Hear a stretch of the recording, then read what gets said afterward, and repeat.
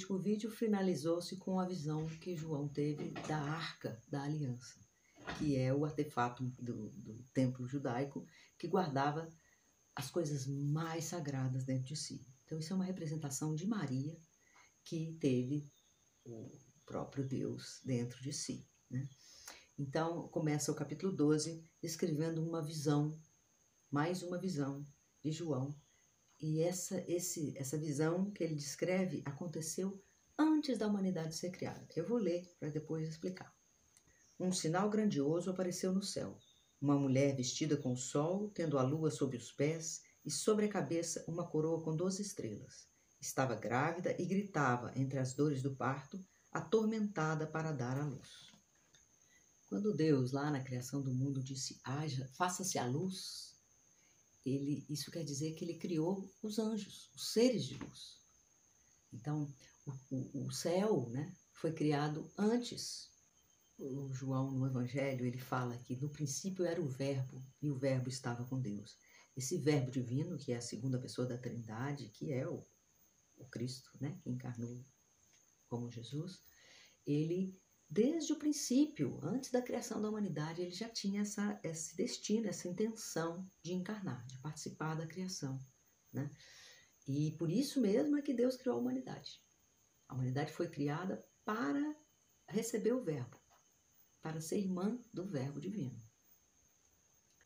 Então, no princípio, na mente divina, já existia a mãe do Verbo. Se ele vai encarnar, ele precisa de uma mãe. E isso é colocado lá no céu para a adoração dos anjos. Bom, uma mulher vestida com o sol é Maria, o sol representando a divindade, né? Com os pés sobre a lua, quer dizer, ela pisa na lua, ela está na lua, né? E ela é representada pela lua.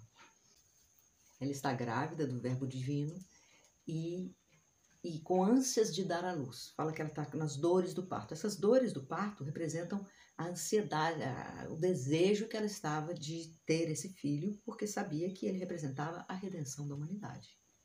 Não porque ela tinha dores do parto, essas dores que a gente está acostumado a pensar, né? Porque isso é consequência do pecado, o qual Maria não tinha e não teve essas dores. Isso aconteceu, como eu disse, antes da humanidade ter sido criada. Esse sinal se deu para que os anjos reconhecessem e adorassem a rainha, que seria a mãe do Verbo, a mãe de Deus. Isso não foi muito bem aceito por aquele anjo que não queria render glória nem a Deus, muito menos a uma mulher, a uma criatura que era inferior a ele, porque os seres humanos são inferiores aos anjos. Então, isso provocou uma revolta em Lúcifer. E é por isso que, na sequência, o João descreve o seguinte. Apareceu então outro sinal no céu, um grande dragão cor de fogo, com 7 cabeças e 10 chifres, e sobre as cabeças 7 diademas.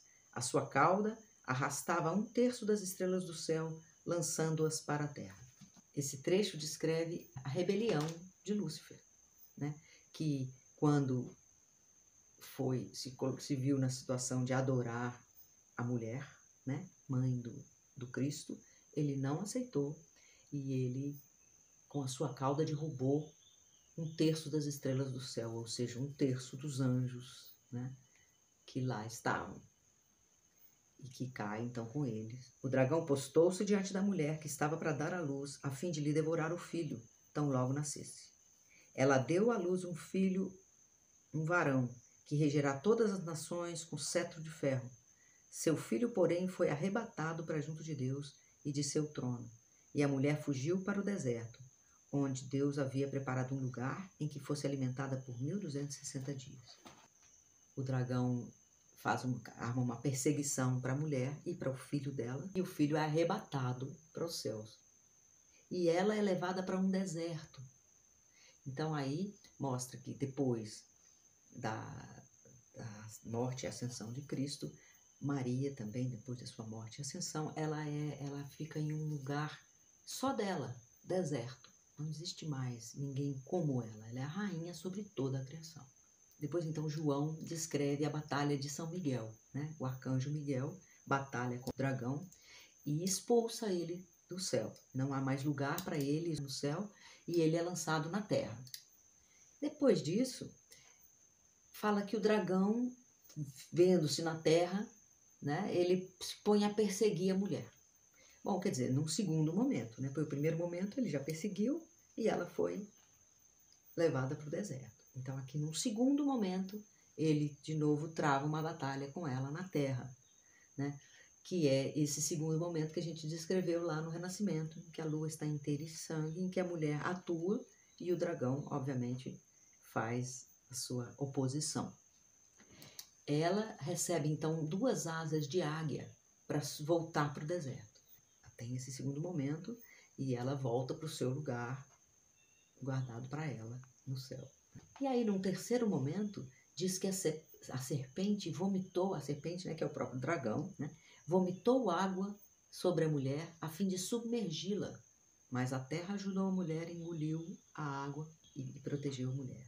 Essa água representa a superpopulação que se deu do século XX para cá. Né? Depois da Revolução Industrial, o que a humanidade fez foi se multiplicar, e muito. Quando em 1800, né, século XIX, tinha cerca de 1 bilhão de pessoas, hoje a gente já está nos 8 bilhões de pessoas em um século e pouco. Né?